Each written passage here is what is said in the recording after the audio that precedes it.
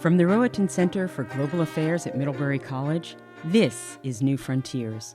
I'm Charlotte Tate, Associate Director of the Rohatyn Center. New Frontiers podcasts highlight research undertaken by Middlebury scholars and others on matters of international and global concern. Everything is fair game, from big tech, environmental conservation, and global security, to religion, culture, and changing work patterns.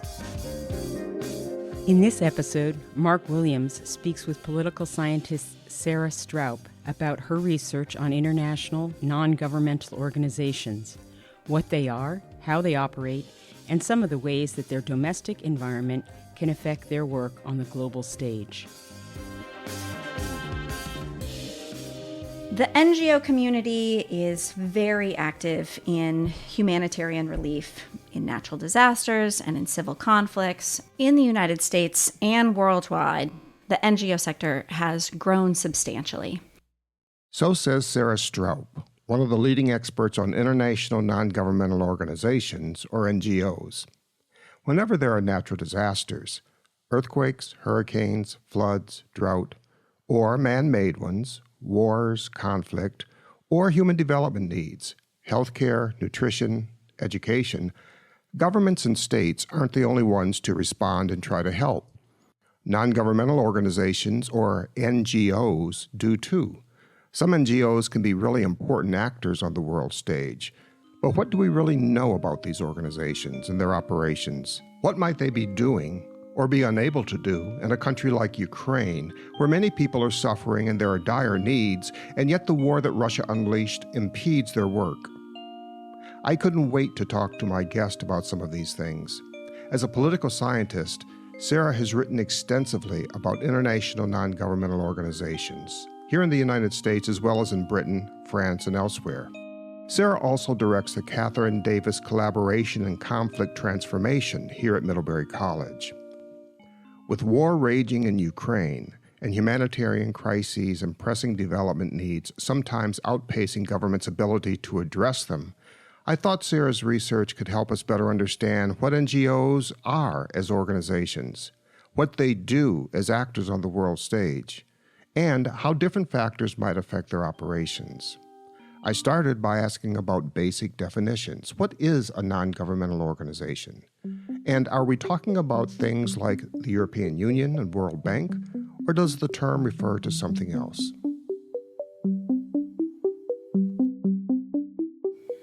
Non-governmental organizations as a term is actually a really big category. Many of us interact with NGOs on a daily basis. For those of us in Addison County, Vermont, we might donate or give some of our time to the John Graham Shelter or to the Charter House, two organizations working on homelessness. These are local NGOs. They're nonprofit organizations set up by private citizens that are trying to engage in some public benefit activity, helping solve some social problem. You mentioned the European Union and the World Bank. These are also public benefit organizations, but at the global level, these are groups that are set up by states. States have established them. States are the members of them. They tend to be a lot bigger in terms of their reach, but also their bureaucracy. Private NGOs are generally smaller, but also perhaps a little bit more flexible and entrepreneurial. Okay, so we're talking about a distinction between organizations that are initiated and founded by states, and the members are states themselves, and those which aren't. Exactly. Sarah's point about local NGOs, like those at the county level here in Addison County, Vermont, made me wonder what the broader NGO sector across the United States looks like.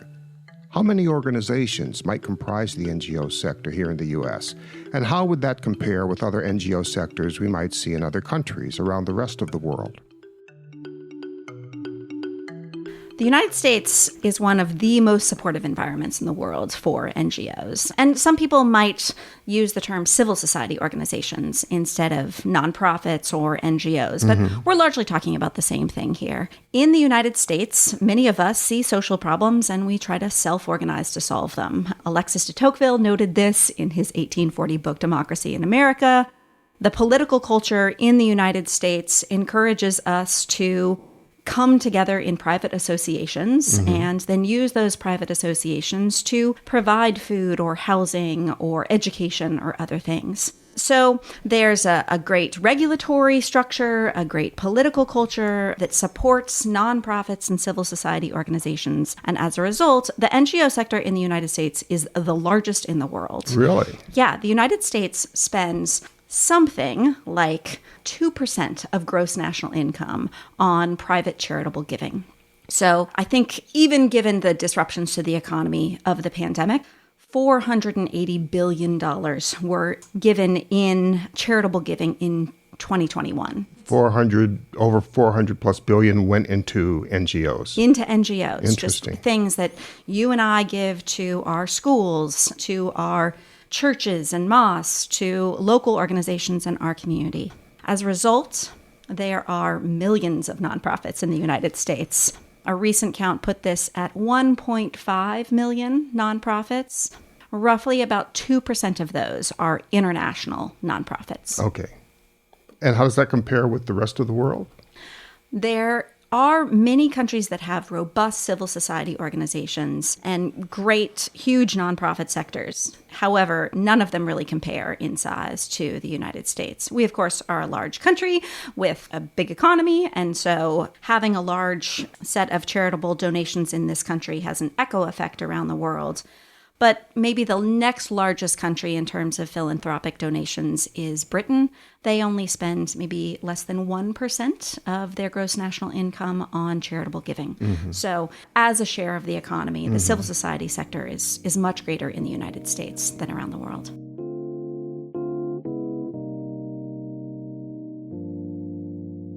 If a snapshot of contemporary America revealed an NGO sector significantly larger than that found in any other country, I wondered what a more temporal view might disclose. Were there any significant world events that happened at critical times which could have helped fuel the growth of NGOs at home and abroad? And have these dynamics had any appreciable effects on what some have called the global civil society? In the United States and worldwide, the NGO sector has grown substantially. Part of this has to do with the power of kind of the Anglo model of powerful civil societies in the United States, the UK, and elsewhere. Part of it has to do with the end of the Cold War and the excitement about the spread of liberalism around the world. U.S. foreign aid, global donors at the end of the Cold War supported the expansion of civil society sectors in many different countries. So the NGO sector has grown on its own, but also with the support of powerful northern states and international organizations. This has created some interesting dynamics, but also tensions. The resources of the global civil society sector have been historically concentrated in the global north. But as the global civil society sector has expanded and those resources have been transferred to the global south, many of those organizations have become more powerful, have been empowered to speak for themselves. Coming out from under the shadow of the global north. Exactly. So one response to this has been the growth of southern-based NGOs. One example of this is the Bangladesh Rural Advancement Committee, or BRAC, which is a big development NGO. Another response has been for northern NGOs to deal with criticism that they're kind of recolonizing the global south, right? That they're claiming to speak on behalf of others. And so southern NGOs have spoken up for more space in big decision-making organizations at the international level and more direct access to resources. Do you think that they have a point? Has your research helped you conclude one way or the other whether this critique has merit? It definitely has merit in terms of the varied capacity of NGOs to represent the interests of those that they are trying to serve. Some organizations are better than others at doing that, and so it's a totally fair criticism. The other point I think that's come out of this discussion is a bigger conversation about what makes civil society actors legitimate. Why should we listen to them or give our donations to them or allow them to participate in policy circles? And one of the reasons to do that is because people have local expertise expertise and knowledge in terms of what their needs are. And so we should allow them to speak for themselves and make requests of what would best serve their communities. They might actually know what they're talking about because they might. They just might. They experience it. Okay. By the way, before we go any further, I wanted to ask, with all of the things that one could study in international relations, how did you first get interested in studying NGOs? What was it that kindled your interest or your curiosity in this topic? What drew you to it? Yeah, I love this question because I want to ask it of all of our colleagues as well, right? How did we find our corner of scholarship? I went to Berkeley for grad school, and when I was making my plans to go there, I actually thought that I was going to study Chinese foreign policy. Being on the West Coast was a great place to do that, and I was really interested in economic development and foreign affairs. I started graduate school in September 2001, and the second week of classes was 9/11. In our field, in international relations, I don't know what you saw, Mark, but I really felt like there was a sea change in our conversation of moving from a rather exclusive focus on what states do to thinking about the power of non-state actors. For 9/11, of course, it was terrorist organizations that were drawing our attention, but it fed into a larger conversation about the role of multinational corporations, the role of violent non-state actors, and then also the role of NGOs. So I started doing some research with a professor about non-state actors and the history of their involvement. And from my perspective, we knew relatively less about NGOs than some of these other groups, and I wanted to dig in. Well, I can see how 9/11 would have a tremendous impact on the field and on the trajectory of your research.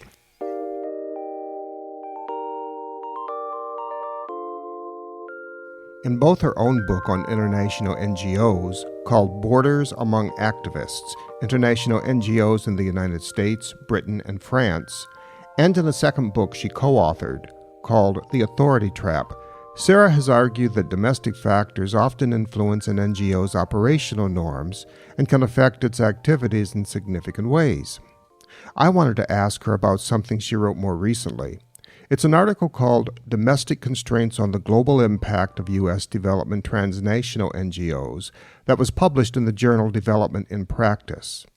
And in this article, she writes that NGOs, quote, exist simultaneously as global and national actors, unquote, and that they actually have, quote, both transnational and national identities, unquote.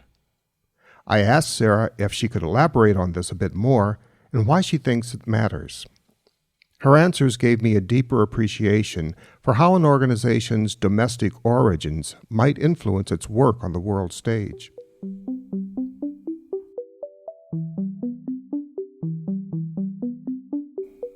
When you dig into the activities of international NGOs, their global scope is truly impressive. Looking at Greenpeace, WWF, Oxfam, CARE, Human Rights Watch. WWF being...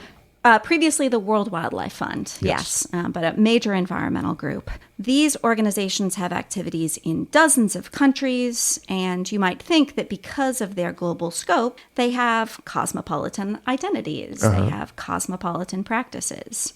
From my research, it is true that working in many different contexts allows NGOs to develop relationships, to develop networks, to have new knowledge, and that can help them be highly effective in many different contexts.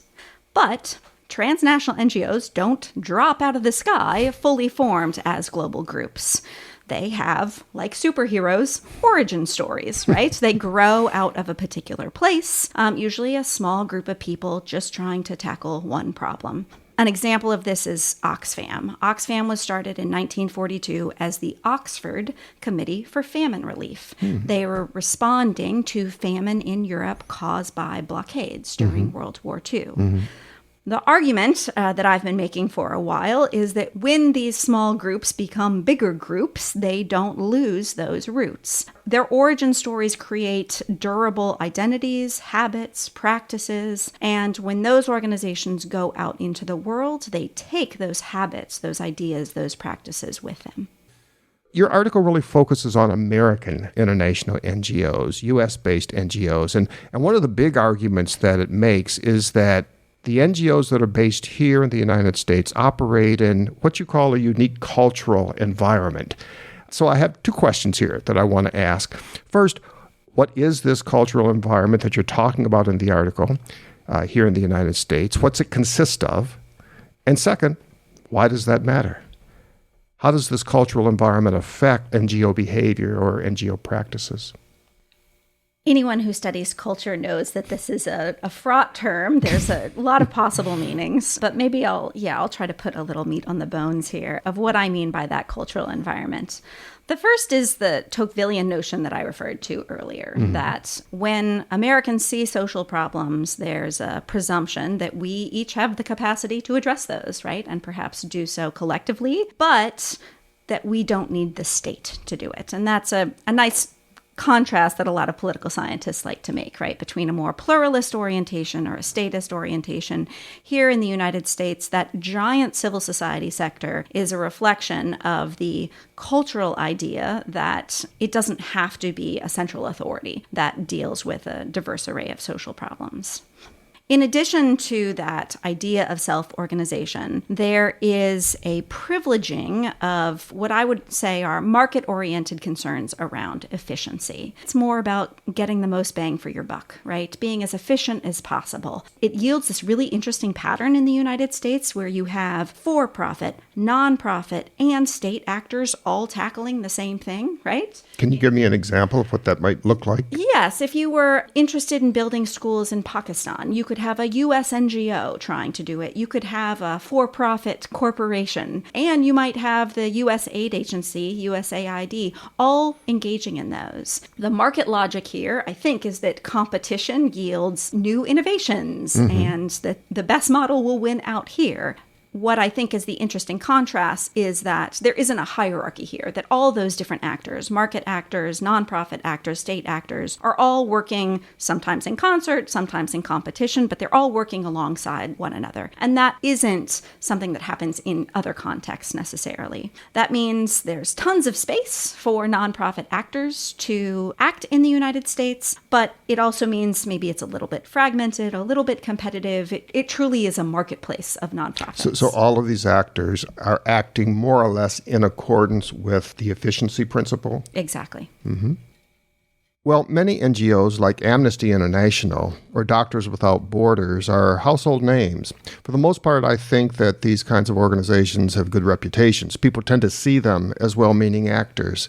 Is this conventional wisdom about NGOs accurate, or are there any problems with this kind of conventional view? It's a great question, and it's one of the fun and interesting challenges of teaching courses about NGOs, is that we don't come into these conversations with a blank slate, right? We have prior knowledge or concerns about NGOs.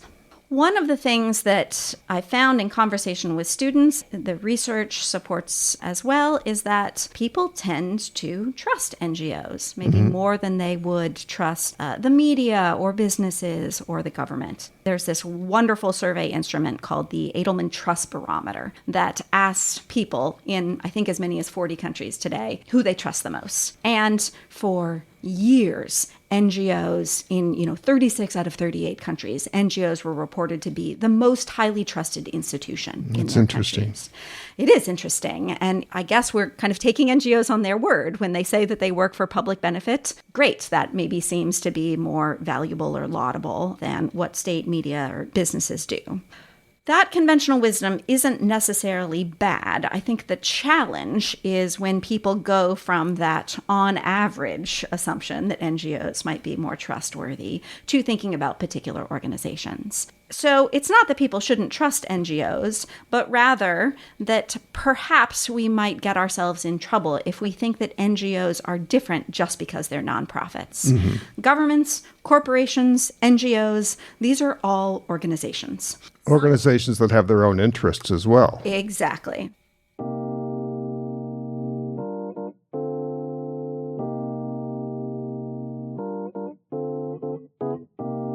When you talked about the trust barometer and the exceptional level of trust that's invested in NGOs, is there a differentiation between domestic versus international NGOs?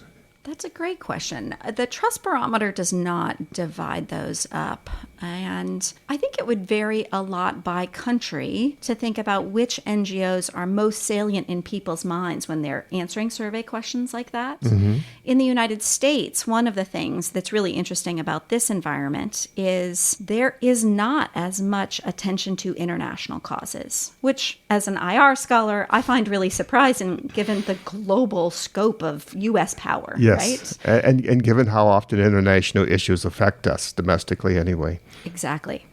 So I think, if you ask that survey question in the United States, most people are thinking about domestic NGOs. If you ask that question in Britain, international causes are one of the top 5 causes that get funded in Britain. There's a lot of public attention to international affairs. One other question about the trust barometer. Do you know whether the responses are capturing people's perspectives towards charities versus NGOs? Are charities held in the same esteem, in other words, as NGOs are? That is also an interesting question. And one of the challenges of studying these organizations is that every country has a different language for speaking about these organizations.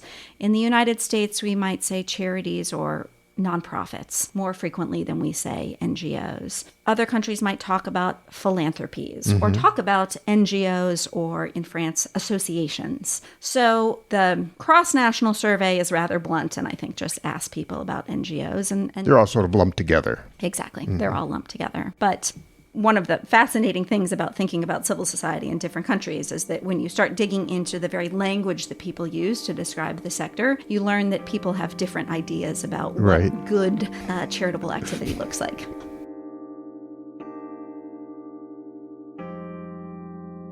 Okay, so what does it mean that not all NGOs should be trusted?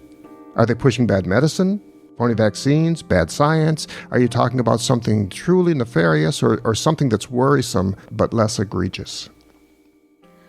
I think my argument is that NGOs don't necessarily deserve our trust simply for being NGOs, rather than being state agencies or businesses. If we stop by learning that an organization is a nonprofit and say, oh, great, that makes them worthy of my attention and donations and other things, I think that's where the mistake is made. There are NGOs that do good work. There are NGOs that do bad work. One of the really interesting things about the high level of trust in NGOs is that crosses the political spectrum. It crosses income levels. When we really get into it, though, the NGO that you know and trust might be working at cross purposes from the NGO that I know and trust. So when you say that some do good work and some do bad work, by good work, do you mean they are effective or do you mean it in a more value-laden way? Thank you for pushing me on that. Here, I would say some NGOs are more or less effective at achieving their stated mission. So whether it's providing housing or providing education. Middlebury College is actually an international NGO given our global scope and nonprofit status.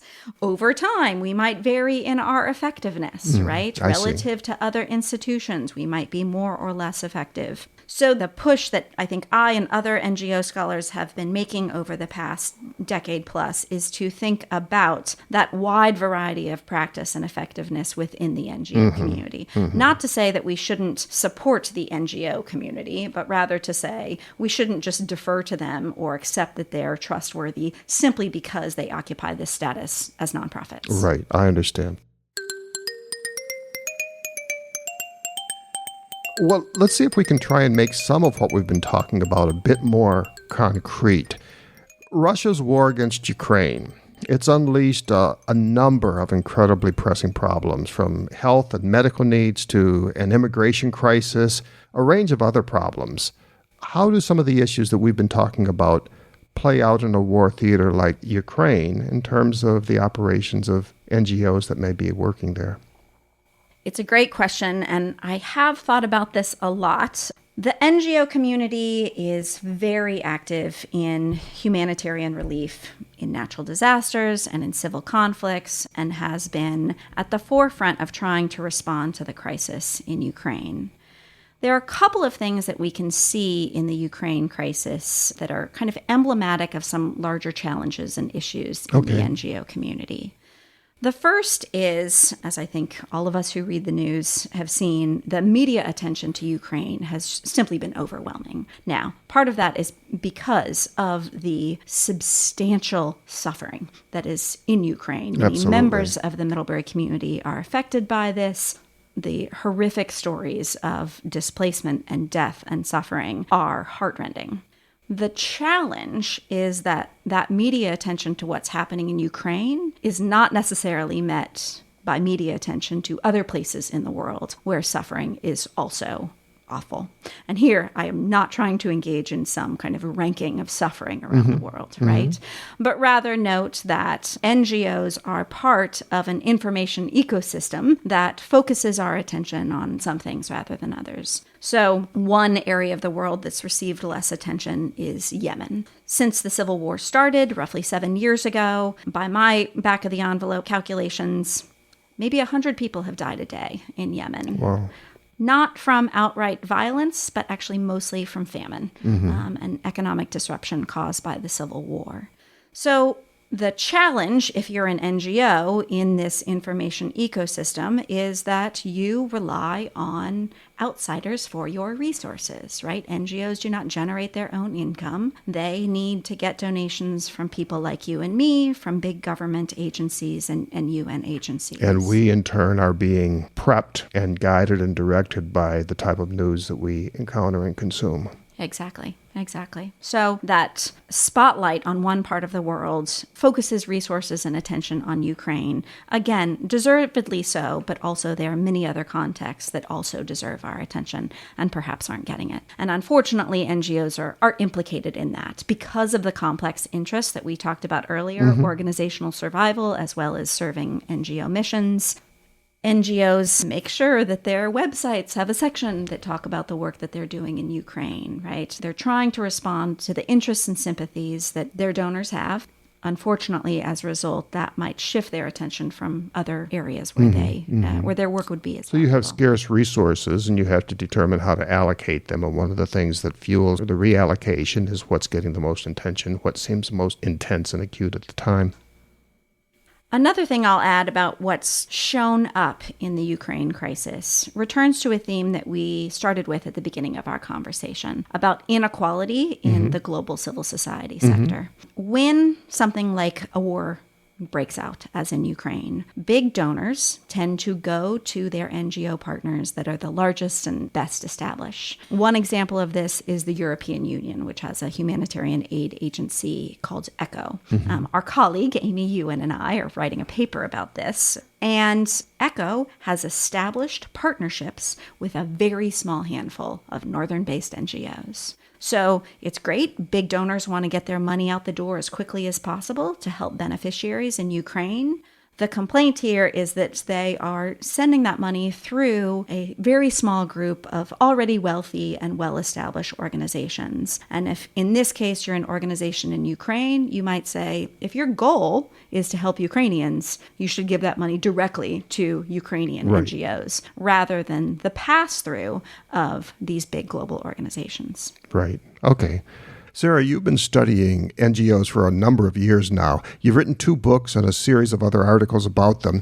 In all your research about NGOs, what's the most unexpected things or the most surprising findings that you've discovered over the course of your research?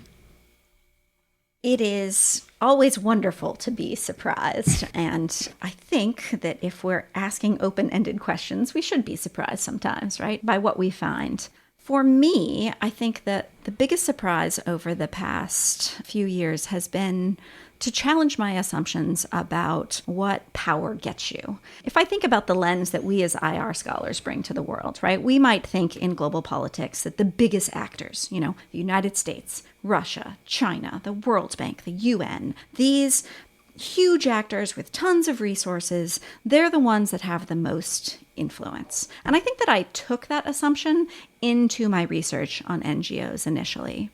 What I've learned that has been surprising is that for NGOs, Maybe for other actors, we could extend this. But for NGOs, these big leading NGOs do have a huge global reach and way more money than other organizations. However, their influence is often limited by their need to maintain their authority, to maintain their political access and reputation with others. So the biggest NGOs, if they are regularly talking to government officials, they can't go out on a limb too much politically because that will challenge those relationships, right? If they want to help lots of people around the world, but media attention is focused in a particular place, right? They can't alienate their donor audiences. So they are constrained in ways that one wouldn't anticipate. Despite the appearance and maybe reality of having a lot of influence, there are these constraints that are impinging upon their activities. Exactly. And that totally surprised me. Going into my last book project with Wendy Wong, she and I ultimately called this the authority trap, that these organizations with lots of resources and big reputations are trapped by their need to maintain that access to money and maintain that political access.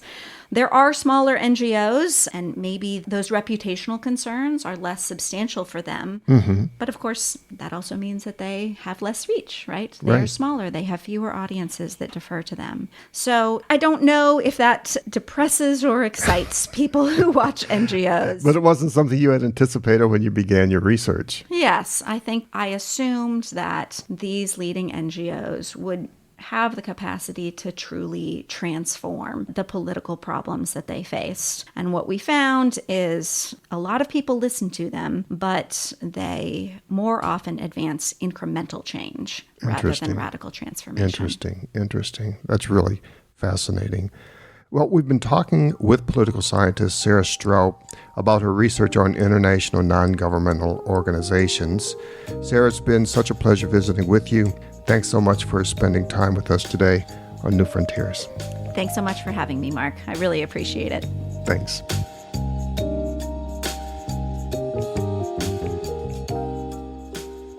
Professor Sarah Stroup grew up in San Antonio, Texas, where she became a devoted fan of the San Antonio Spurs, studied piano, was a member of her high school debate team, and then, after graduating, joined the debate team at Dartmouth College.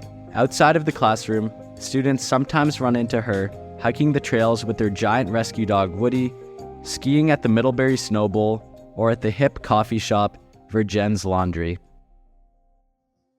This episode of New Frontiers was produced by Margaret Dufour and me, Mark Williams. Our theme music is by Kestra. If you like the show, leave us a rating or review on Spotify, Amazon, Apple Podcasts, or wherever you get your podcasts. This can help others to find us too. We'll be back with another episode of New Frontiers. Thanks a lot.